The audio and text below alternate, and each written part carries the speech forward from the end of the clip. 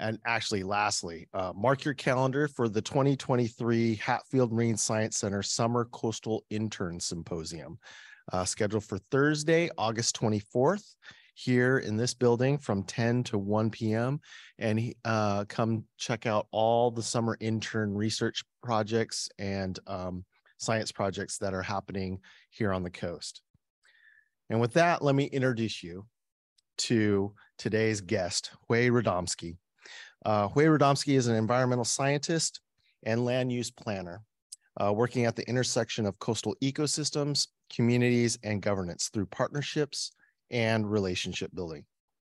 Hui is experienced in restoration, conservation, and natural resources management of coastal and marine systems of the Pacific. Having lived in Lincoln County since 2012, she currently serves as the South Coast Regional Representative with Oregon Department of Land Conservation and Development and the Oregon Coastal Management Program. Hui was born in Taipei and grew up in Georgia with a BS in biology from the University of North Carolina, Chapel Hill. Hui worked as a fisheries biologist observer for NOAA's fisheries in the Bering Sea and Central Pacific. While seafaring was certainly life and perspective changing, Hui yearned for a life on land with more predictability, and earned a master's in environmental science from the Yale School of the Environment. Hui was a NOAA Canals Marine Policy Fellow with the NOAA Office of Coastal Management, working on incorporating climate change considerations into coastal conservation projects prior to arrival on the Oregon coast. And with that, will you join me in welcoming Hui Rodomsky?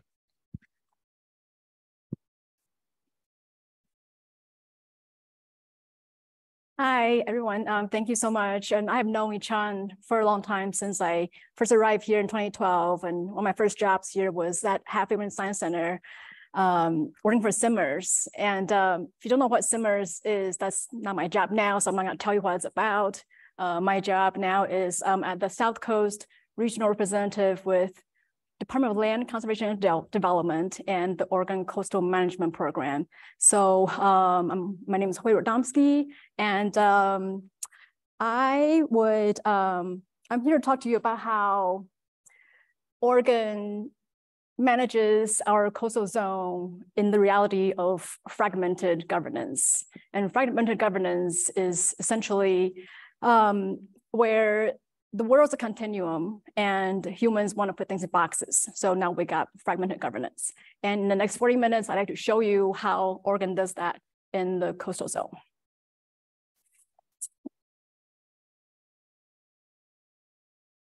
So my talk today is going to be in two parts. One is about the Oregon Coastal Management Program, and one is about the Oregon Department of Land Conservation and Development. And I work for both. The OCMP is nested within DLCD. So that's why it looks like I'm working for two different places, but I get paid by DLCD. And so I have very modest goals today. And the primary is for you to know the existence of the organization I work for. So if you don't mind indulging me and repeat after me, just these two words or these two phrases: Oregon Coastal Management Program. And Department of Land Conservation and Development. Thank you. Now, we all said it, heard it. We know that we exist. Thank you so much.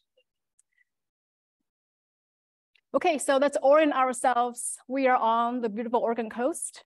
I was fortunate to be in Port Orford during sunrise one time, doing my job. I love my job. And so that's where we are, but in relating to the Oregon Coastal Management Program, the Oregon Coastal Zone is defined as the top of the crest of the coastal range to the ocean. And also our management program includes the territorial sea as well. And just for fun, I really like this part is we're talking about coastal watersheds. So that's essentially the spatial extent of the Oregon Coastal Management Program. And so I feel it's important that we or at least I make sure that we all know what a watershed is. So watershed is a compound word, water and shed. Is it shed, like shedding water, shedding fur, or is it a shed that holds tools? Anybody? Shedding fur. Yes, it is shedding fur. So, or shedding something. So a watershed is not, some people like to think of that it's a place that holds water, but it really isn't. It's the land area that all the water is moving off of. So I have a very simplistic version of a mountain. You can think of it as the coastal range. On one side, when it rains, it goes to one watershed. The other side goes to a different watershed, even if it's on the same mountain. So that's why the crest of the coastal range defines where that boundary is of all the water that goes into our coastal area, into the ocean.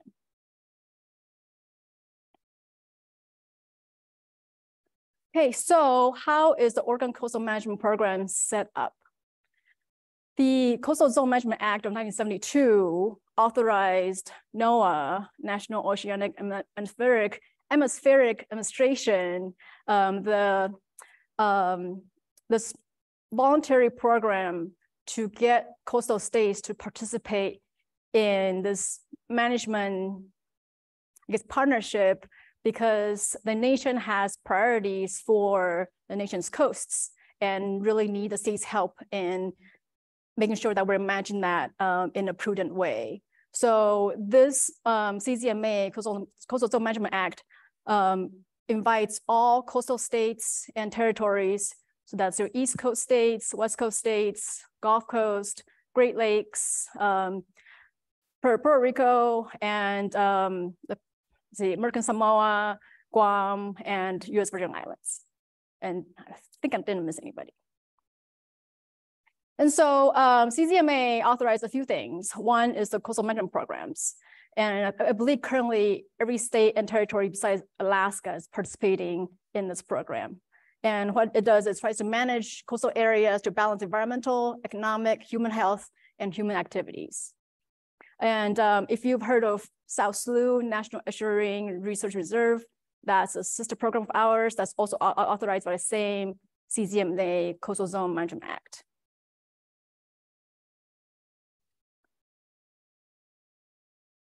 So, so how the federal government gets states to participate in this voluntary program is it offers us two carrots. The first carrot is funding to run the program. So me and most of my colleagues within the OCMP, Oregon Coastal Management Program, are funded by NOAA and not by the state of Oregon's general funds. And the second carrot is the middle graphic you see here, the Federal Consistency Authority. And that is an authority that the federal government offers to participating states to say, if you participate in our program, then anything that has a federal nexus within your approved coastal zone will need to be reviewed by that state to be consistent with that state's rules. So that can be a federal permit. So for example, Federal Energy Regulatory Commission gives out permits. And if that's within the coastal zone, then that permit and anything that's the state requires will need to be reviewed by the OCMP. And also any activities by federal governments within the coastal zone also needs to be reviewed by the OCMP. And it's also very nuanced. So there's like also things that go within that too, but there's a very simplistic and high level view of that federal activities and permits in the coastal zone needs to be consistent with the state of Oregon's rules. And this Federal Consistency Authority is really unique to the coastal area. You know, because remember, if the coastal zone was defined as the watersheds, which are the crest of the coastal range. So on the other side of the coastal range, this doesn't apply. If the federal government wants to do something and they can find in their rules that they don't need to comply with local zoning laws, they don't have to, but they have to on the coastal zone.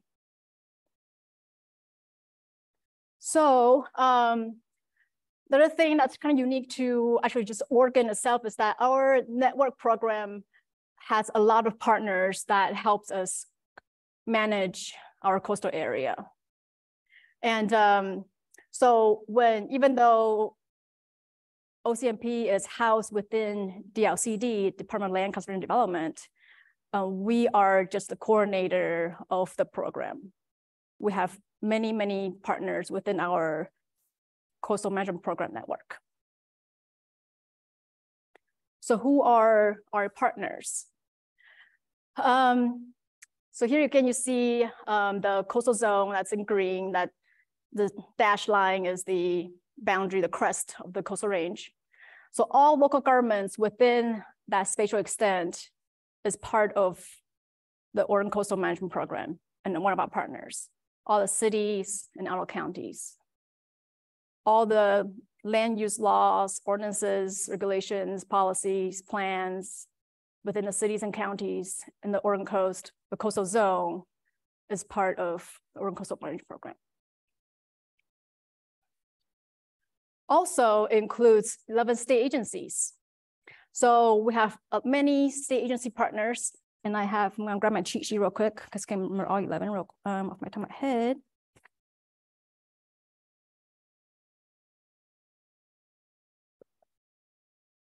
Okay, all right.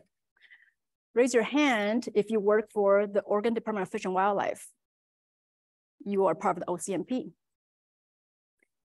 Raise your hand if you work for the Oregon Parks and Rec Department, OPRD, or state parks. You are, I don't know nobody's raising their hand, but that's also one. Department of State Lands, Oregon Department of Agriculture, Oregon Department of Forestry, Oregon Department of Energy, Department of Environmental Quality, Department of Geology and Mineral Industries, Oregon Watershed Enhancement Board, Oregon Water Resources Department, and finally, DLCD, Department of Land Conservation and Development, the coordinating agency. So 11 agencies, state agencies, and 8 coastal counties, and I believe it's 3 cities in the coastal zone. We're all part of the Oregon Coastal Management Program.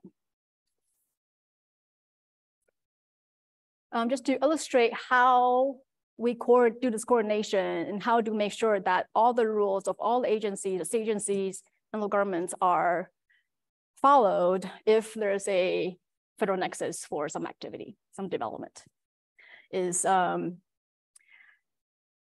jurisdiction of different departments, they don't overlap usually. So for example, OPRD, Oregon Parks and Rec Department, they have jurisdiction over the ocean shore. So essentially beaches, anything on the beach, they need a permit from OPRD. Department of State Lands, their jurisdiction is submerged and submersible lands of the state.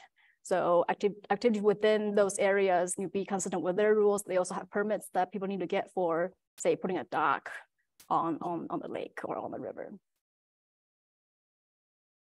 Some other ones, Department of Environmental Quality has, they have permits for how much emission can put into the air or the water.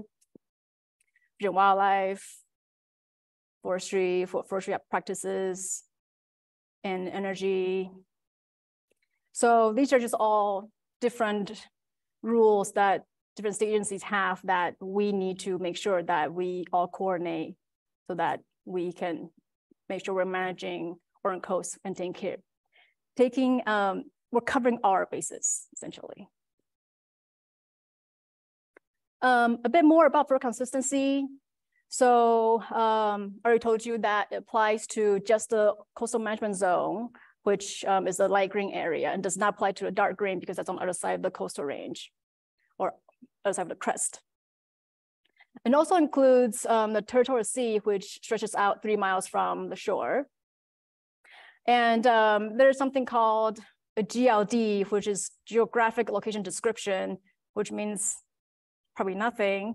But it's something where if we want to, so the state of Oregon wants to make sure that something that's not in the coastal zone or territorial sea but will still have foreseeable impacts to the coastal zone and territorial sea, then we can basically propose to NOAA and justify that this special extent, which is the darker blue that you see, or the middle one anyway, marine renewable energy GLD. So a couple years ago, we had a law student, or maybe he was already graduated. Anyways, someone with legal training wrote this for us, and it really is a big deal because without that, any marine renewable energy activities inside that area, we couldn't really apply our FERC consistency authority to. And we need to write a GLD for different uses. So this is one big one that we've accomplished so far. Okay, now I'm going to pivot slightly and talk about DLCD, Department of Land Conservation and Development. And at the end, you will understand why these two parts and how they mesh together. So don't worry.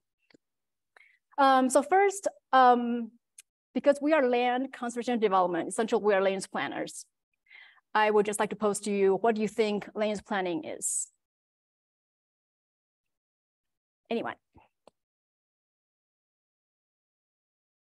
Okay, so what it is people using land and trying to figure out how to use our land for what we want. The example I like to give or like to use to describe this is a homestead or farm where you have a family or one farmer who's making most of the decisions about what happens on the land. Where does he want things? Does he want the animals near his house or just the gardens? What's compatible with one another? And how does he rotate his crops maybe to make sure he gets the most yield from his land? Essentially, if you have a garden, you are doing land use planning because you're trying to figure out how to use the land for what you want. And this is easy when it's just one person's house or garden or one person's farm, but it's not so easy when it's a community and we have various interests, different opinions, different backgrounds, trying to figure out how to use our community the best to benefit everybody. So DLCD strives to make sure we make our built environment and conserve our natural ones, and for not just conservation purposes, but also for, say, our natural resource-based economy.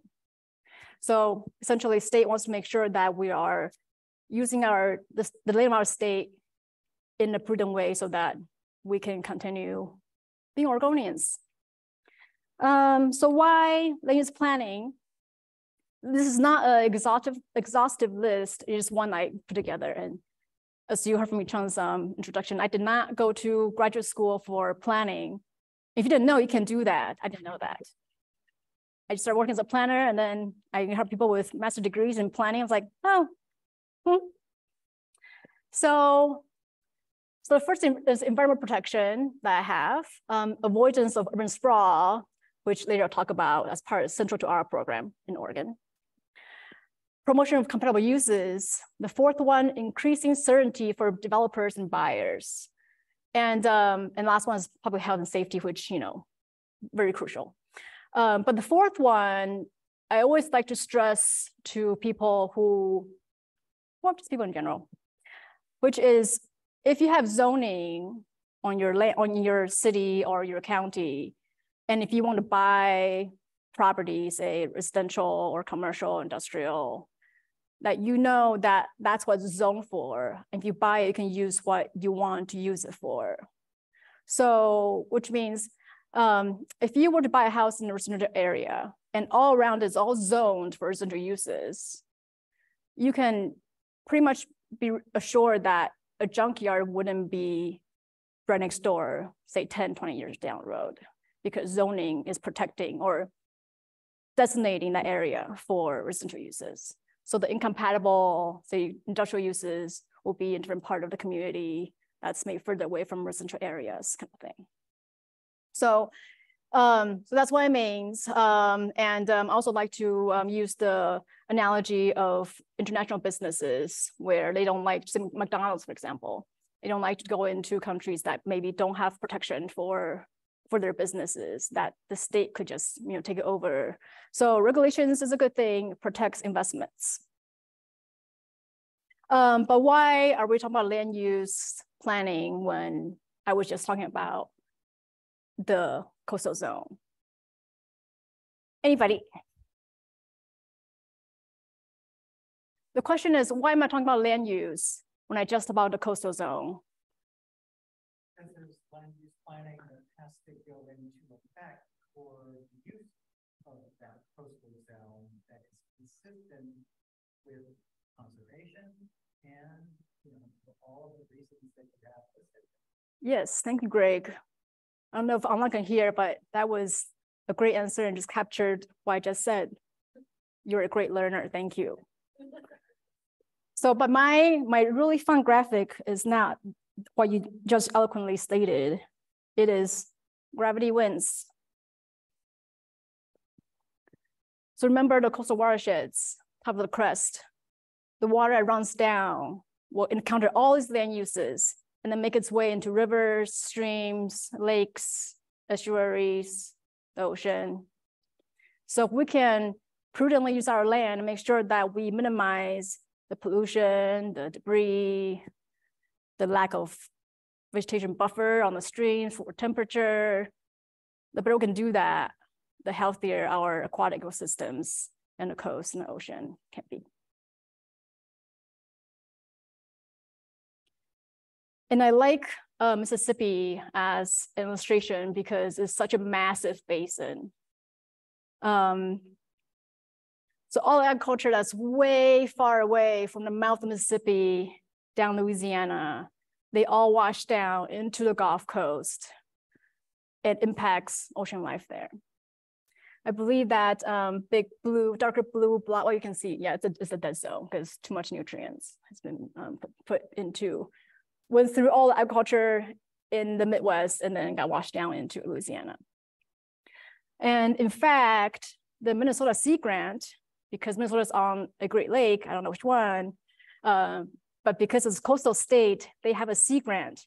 And because Mississippi's headwaters is partly in Minnesota, the Minnesota Sea Grant has developed a tool that's called a watershed game that it's a tool, it's like a board game, but it's really a tool to generate dialogue among local leaders of the community to see how the different land uses that they do on the board will impact water quality and what can they do to maybe increase or improve the water quality in their area. And Oregon Sea Grant has a copy of the game. I played it a few times. And now my department has purchased the game as well. The game comes in, this is a huge tangent, but I love the game. So the game has 4 different models. It has stream, so it's like headwaters, river. So like it's kind of like goes through more urban area, bigger river, lake, and coast. So the one Oregon Sea Grant has is the coastal version. My department has purchased all 4 versions so that we can play it throughout the state of Oregon. And my inland colleagues have expressed interest in playing the game, say in Pendleton. Okay, so now I'm going to tell you about how DLCD, the Department of Land Conservation and Development, came about.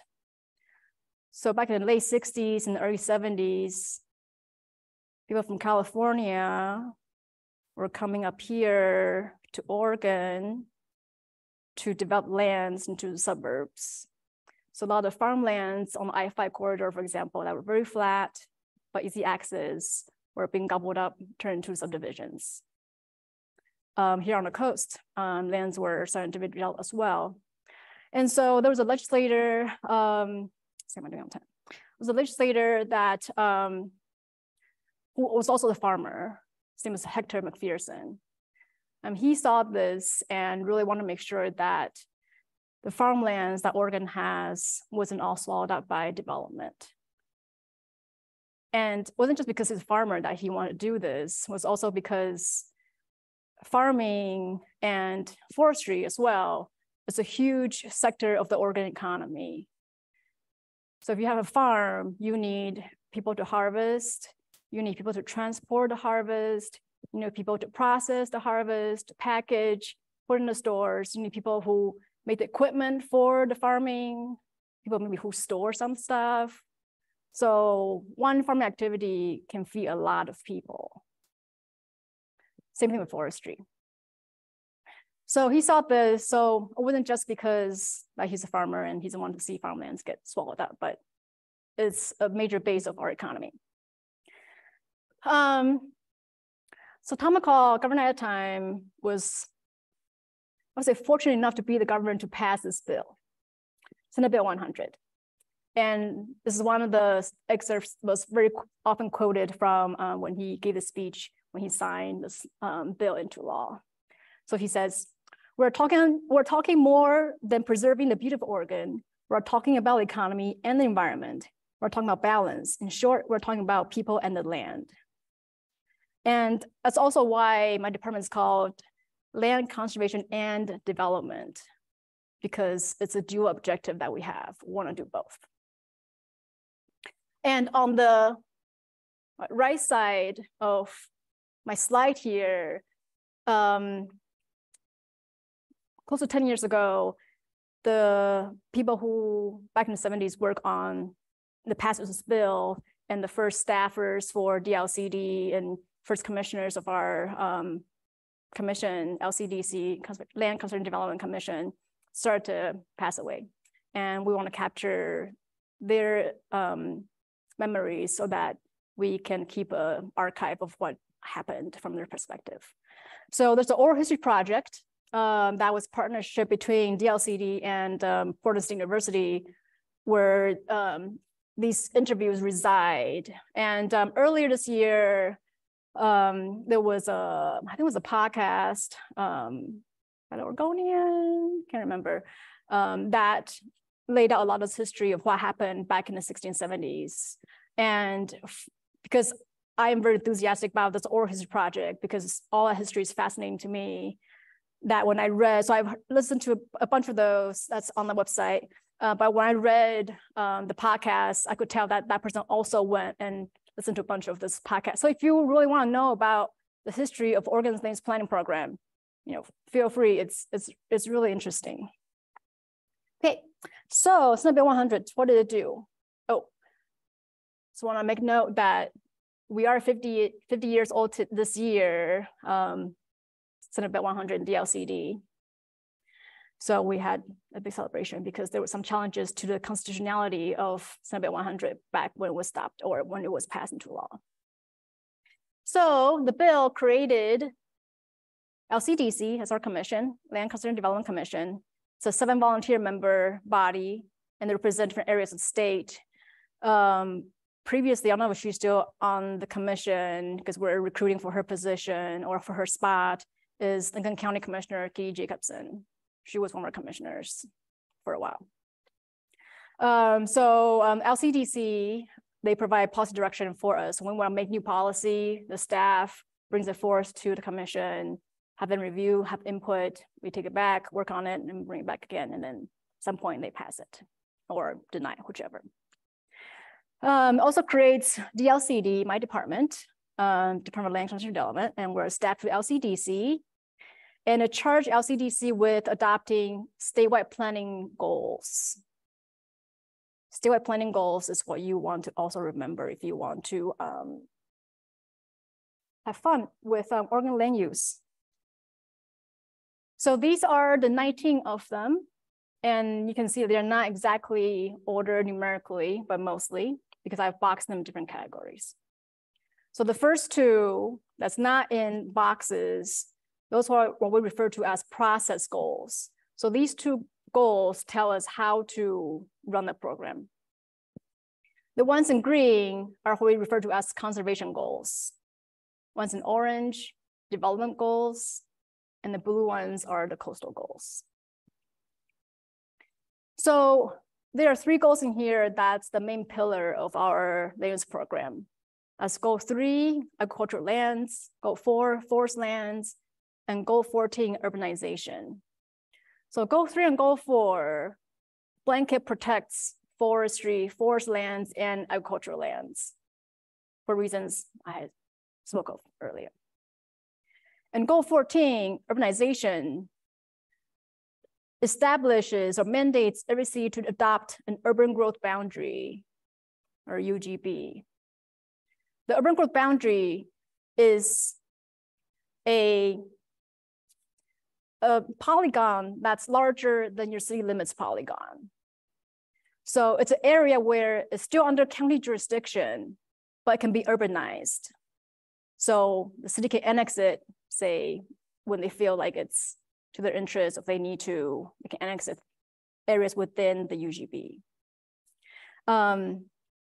Urbanized by our department's definition, or urbanizable, is if it can be served by a sewer.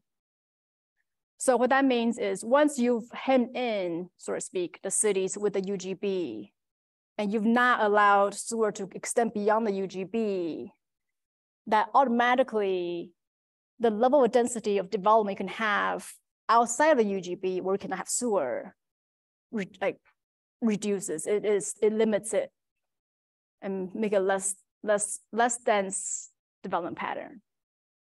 So if you don't have sewer, you need a septic system. A septic system takes land area way more than just a pipe in the ground. So you need a tank to catch your wastewater from your house or your business. You're gonna need leach lines going down your yard for the water to go away. You're gonna need also a repair area just in case your original area is compromised for some reason. You also need to set back from your well if you have a well, 30 feet.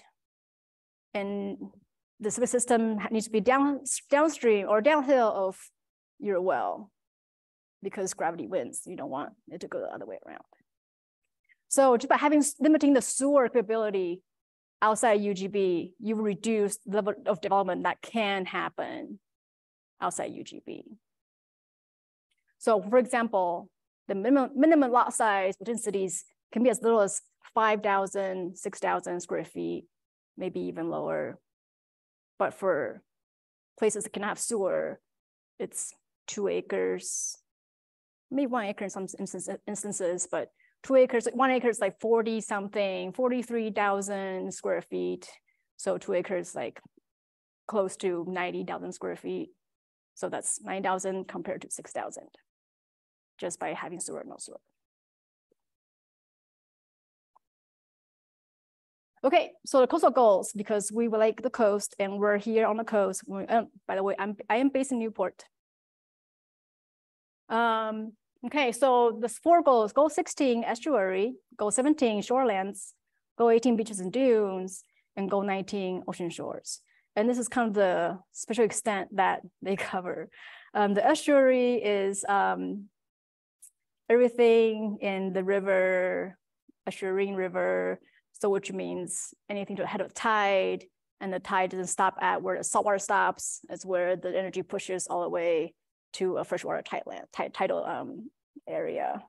So it can be miles upstream where you wouldn't even think that it's an estuary because it's not salty. Goal 17, shorelands, is basically the boundary around the estuaries and some of the ocean shore. You can see by the hatched areas. Goal 18, beaches and dunes. Goal 18 is a goal that we coordinate with Oregon Parks and Recreation Department a whole great deal on, because Goal 18 says that if your house is oceanfront and there was no house on it on January 1st, 1977, you're not eligible for riprap. So you cannot build hardened structure to protect your house from ocean erosion if you need to, because it wasn't built early enough.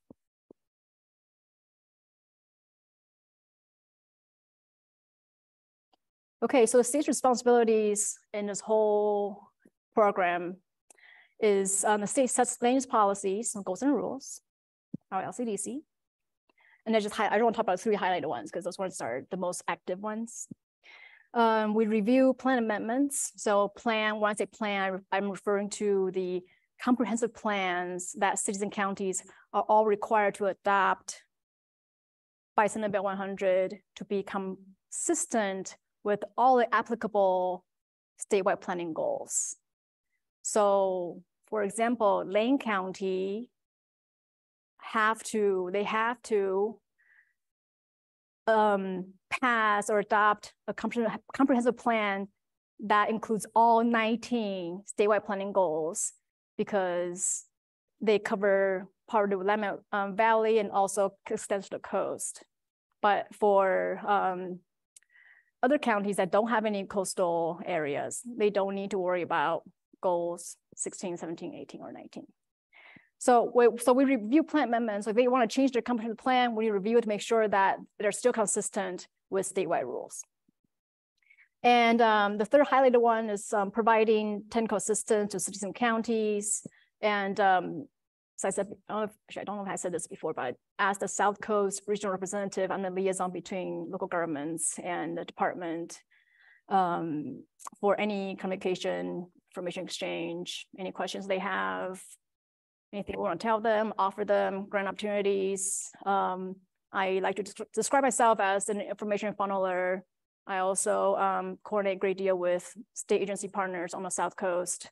So that's the bulk of my job is to have this liaison capacity and connect people and see what their needs are from one area and try to hear what the city agencies are saying, just try to connect dots and learn more about players. What's their motivation, context, what's the history, just make we can work together. So regional reps, grants, and tech support is what we provide. And this picture here, he's got glove in his mouth, so it's kind of hard to tell what's going on here. But that's Director Arnold Husing of Lincoln County Plan Department, my former boss. And right here he's standing, I believe, near Beverly Beach area, looking at the beach from the highway, because when Goal 18 was adopted by the state, the definition of development did not include Highway 101. So which means until this past September, when LCDC changed the rules to include an option, meaning ODOT, Department of Transportation, could not actually build hardened structure to protect Highway 101. And we all know that Highway 101 is our lifeline. And there are parts that just have no more land, just like here. And we have buying land east is gonna be impossible, both in cost and probably engineering. So some areas we would need to have what we call exception to the goal, a goal exception, going through a planning process and then having the local jurisdiction approve that if it meets the criteria. And then therefore, then ODOT can go ahead and fix the highway and protect it from ocean erosion. Right now in Curry County, there's that scenario playing out right now, or ODOT's applying because so if it's not eligible for riprap, then OPRD will not give the permit to whoever wants to build riprap, because building riprap is on the beach, where OPRD gives the permits for, not DLCD. We're just coordinators. DLCD, we don't give out permits, or say give out, we don't process permits. Nobody gives them out. We just process. Okay, local responsibilities. So cities and counties, so similar to the OCMP, the Oregon Land Use Planning Program is also a partnership between the state and local governments. So cities and counties have to adopt plans and codes that's in compliance with statewide planning goals, address local vision. So they should all look different because every jurisdiction is different. I have the two icons I have is because local governments make land decisions. So it's where the rubber meets the road in planning. They are making the decisions. And so really the heavy lifting is done because having to talk to all the people in your county, your city about land uses, people want to buy houses, people want to develop, who have dreams of what they want to use this piece of land for. That's a lot of work. And also enforcement's a big issue. People say if they park an RV or a few RVs in your neighbor's yard, people living in them, you don't like it, what do you do? Don't know. Okay, just to bring back to Oregon Coastal Management Program, the tools and systems that we can provide within our DLCD organization structure. So we have grant specialists who help us put out the grants, or grant agreements. We have tons of specialists who also have great knowledge in different areas of planning that all assist us in our work. So we have grants, we give advice, we assist. Sometimes we try to sort through some local politics sometimes. And we do trainings, we provide model ordinances. So if the city is really small, like 700 people, you don't have the staff to write a code for something, we can have kind of like a template they can just take and somehow mesh into their own code. We also do special projects, a lot of tsunami evacuation planning. We've been doing that as well in partnership with cities and counties. We also have products that we produce, GIS, the Coastal Atlas. I don't know if you guys remember with Tanya Haddad. She's our GIS, one of our GIS gurus who does these maps, and also Randy, Dana. Okay, so in my little blurb, I kind of said that you would learn how to get involved in the managing Oregon's coast. So these are some ways. And the two highlighted, I highlight them because these two spots are where decisions are made. The other things are also great, and please do attend public meetings, participate in advisory committees, and sign up for notices and all these other things to inform yourselves. But if you really want to be part of decision making, understand how that works, you could work as a land use planner. And I wouldn't be mad if somebody actually wanted to do that. You know, after my talk, I can tell you how to get that started. And also, you don't need a master in planning for it. Or serve on a local planning commission. That's also a really great one. I don't know if she's a work seer, she might be retired, but Andra Bobbitt, she was a planning commissioner for Lincoln County for a long time. And my very last slide is to finally illustrate to you what fragmented governance looks like on paper. These are different jurisdictions, different authorities that all of these agencies have a say, have a stake, have authority. So we're working hard to coordinate all of that. Any questions?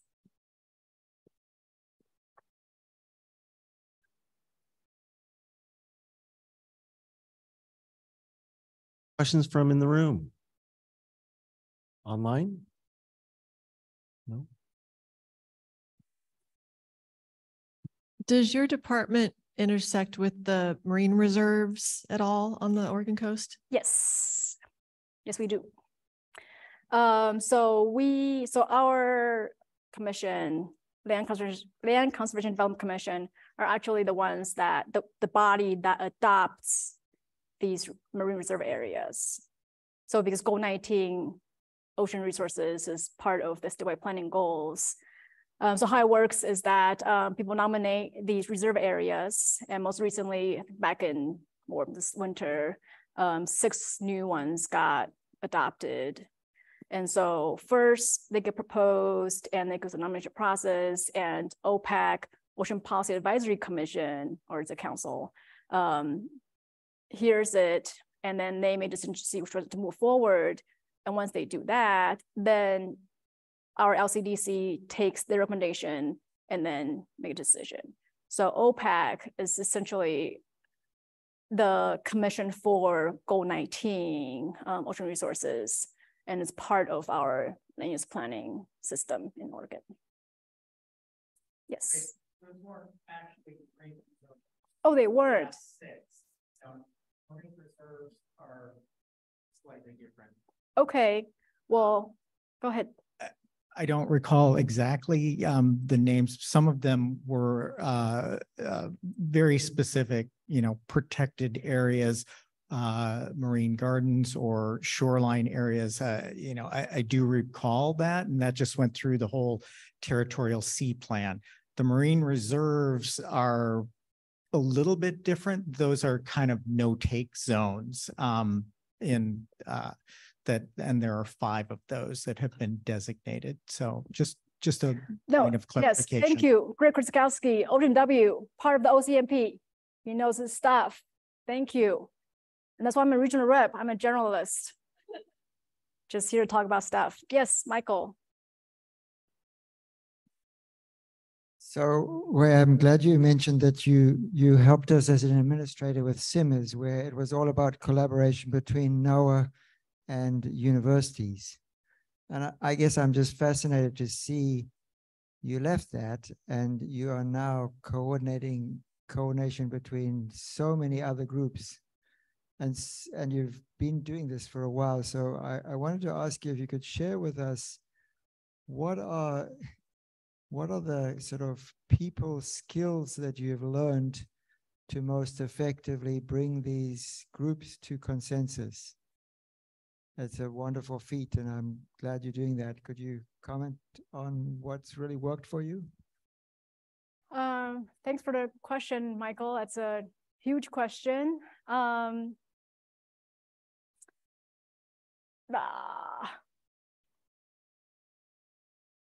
think for me, and I think this is part of my personality, is that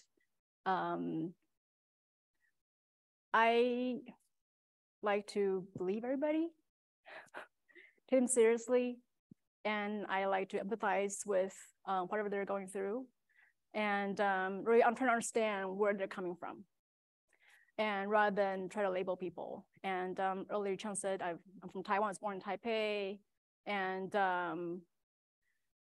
I was 12 when I left, and I've just seen both sides of the coin where,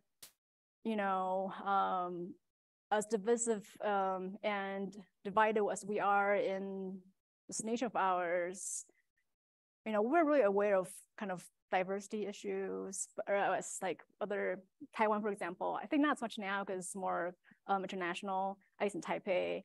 I was just there this past month. But when I was visiting, say through high school or college, I will actually encounter pretty racist comments.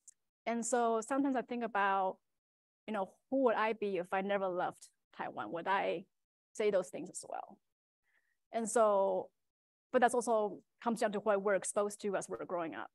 So I don't like to fault people for how they grew up or how they were exposed to growing up. So I'm just trying to understand humans and listen to them and understand the motivation. I try not to, vilify anybody. And I do work on the South Coast where it's very conservative. I do see some conservative stuff around, hear things that sit in my face as well. But again, I don't like to fault people for it or take it personal. It is what it is. I'm still here. So, also service with a smile. I always works to be polite, responsive, and yeah, with some smiley face in your emails. That works too.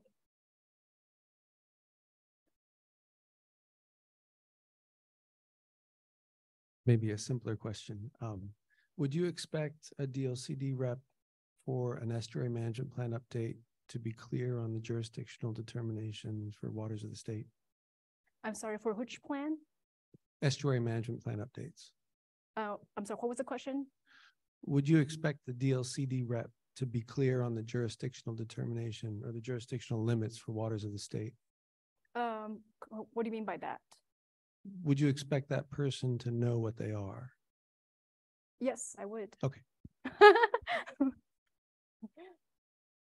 Any other questions online? Oh.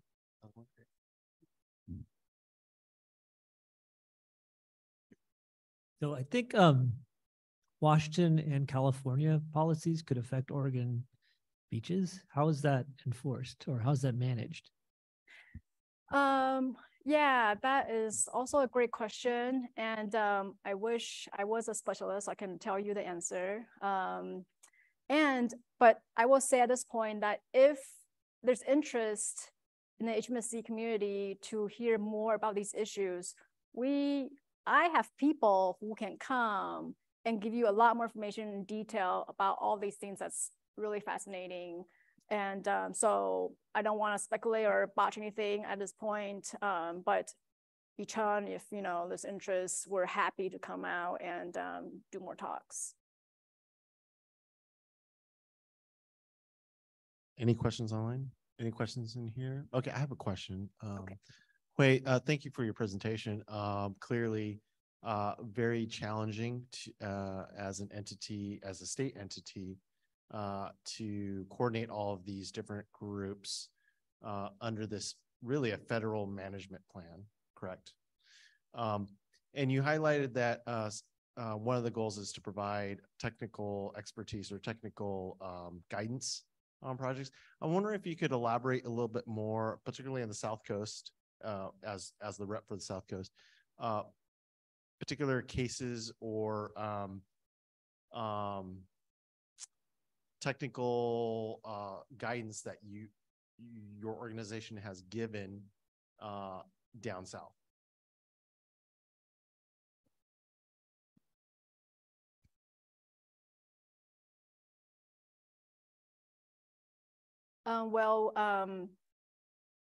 With Coos County, our department has worked with them to develop a tsunami evacuation facilities improvement plan that they kind of, I think, incorporate into their emergency management plan to kind of figure out how to get folks out of harm's way when tsunami hits. So that's one project that we worked on the South Coast, where we did that, and I believe Coos County did adopt it, and this was before my time, but definitely I know that happened. Right now, the Coos Bay Estuary Management Plan is being updated as well, and we haven't really dove into the substance of it right now. It's just kind of taking the 1980s document and try to bring it a little more modern and lining some things up, cleaning some things up, but at some point, we'll be providing assistance on that as well when they start digging into the substance of the plan. A follow-up question to that, and I think what I'm trying to get to is with that review of that plan, there are a couple of, should I say, stakeholders that are interested in different developments down south, particularly around Coos Bay and the offshore wind energy, as well as something to do with development within the bay. How does that play into or influence, for that matter, the development or renewal of that plan? Of the estuary management plan? Yeah. Yes, so that's a great question because so offshore wind, floating offshore wind is, I don't know if being proposed is the right word because it's still far down the horizon in terms of leasing and planning and all this stuff. So, but it's, I guess, been looked at for the South Coast because the wind, there's so much of it. And so, there are people who want it, there are people who don't want it down there, and absolutely people are trying to see if this update process for the Coos Bay Estuary Management Plan is a way to somehow include in the process or somehow influence what can and cannot happen in the Coos Bay area. As you can imagine, a lot of things that we have today were not even thought of, in the 80s. So there are definitely new uses that should be probably included in these updates of plans. But that's where we're updating them. I will stress that we are a process agency as well. We don't take sides on an issue. So what we just want to make sure is that a fair process is followed, so that, and the importance of the process being followed, because it doesn't matter which, side decision falls on. If we can all agree that the right process is followed, then more likely people will accept the outcome because process is followed. So we're very heavy on process, always making sure that process is followed. What is that in general? What is that process? Yeah, I know. Yeah, process. So for example, for a local land use decision, something we call a quasi-judicial decision is where maybe you have property you would like to get conditional use on to, say, have a small manufacturing inside your home, your garage. But that use is not an outright permitted, meaning you cannot just go ahead and do it. You need to get a conditional use permit from the city or the county. And so, but what you're proposing your neighbor may not like it. But if you follow the process, so the process for this example, so there are different ways this quasi-judicial decision can be made. One's by staff. So staff reviews it against the criteria that's in the local land use laws, codes, development codes, and make sure that all the codes that applies to this development or this proposal is followed, is consistent, that it meets the standards of all the codes. Then that proposal will get approved. But sometimes, even if a proposal meets all the criteria, the applicable criteria, it can still be a very controversial proposal. So I know for Lincoln County, because I used to work there, if staff planners were asking each other the question, should we take this proposal and have it be reviewed by our planning commission? If we're asking a question because it's controversial, then the answer will be yes. So then there'll be a public hearing, and the planning department needs to notice all the neighbors in a buffer or a radius, let them know that this hearing is going to happen about this property and what's proposed. People can come to a planning department office to look at the proposal, look at any details or ask questions, can look at a staff report. So that's kind of the process, is an application going through staff, public hearings, the planning commission, and if that gets appealed, it goes to the county board of commissioners, if the city council, and then they hear it, and then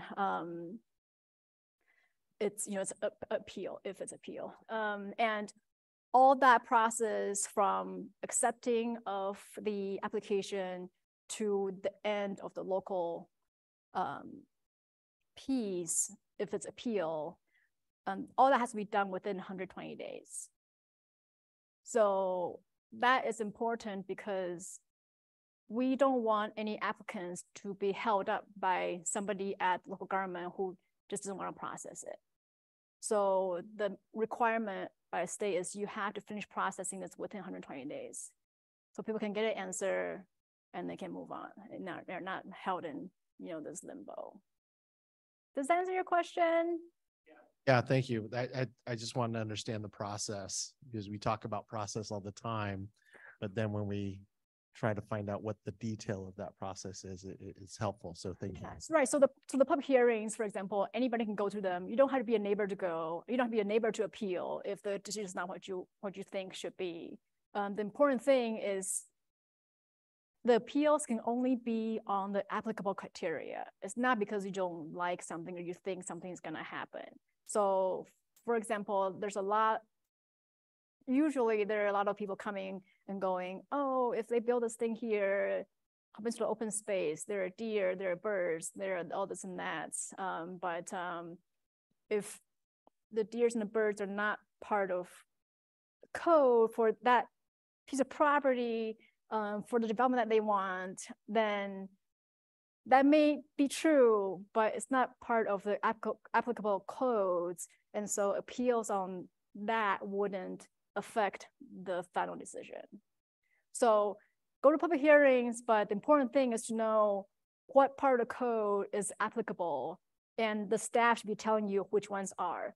And if there are ones that you think are applicable they didn't include, you can point that out. But again, to make your voices heard, you have to know a little bit about the code. So can I follow up on that one? Yep. So the code is supposed to be consistent with the goals. Correct? Yes. So if someone points out that there's an inconsistency with the code and the goals, would that not then potentially cause problems for that particular development? And then just as a joke, goal 20 is to make sure that everyone's unhappy with the decisions, right? Well, that's already a reality. So yes, so that's one of our state responsibilities, is that every time there's a I want to use the word process again, but there's a pathway where local governments, when they're changing their plans and codes, and they have to submit to us a notice that they're about to do this, when's the first hearing, and what's their proposed changes to their comprehensive plan or development code. And we will look at the proposed language and then see if it's still consistent with the state requirements. And if so, we generally don't say anything and they do their stuff. But if there's something that's inconsistent, we'll try to figure out how to best let them know that they shouldn't do this. So sometimes it's an email, a phone call. If sometimes it's all politics, maybe it's a letter, formal letter to the plan department. So just depends. But we would make sure for they adopt it that is consistent. All right. Well, please join me. I think this should conclude the end of today's seminar. Please join me in thanking Hui for coming and giving us a talk.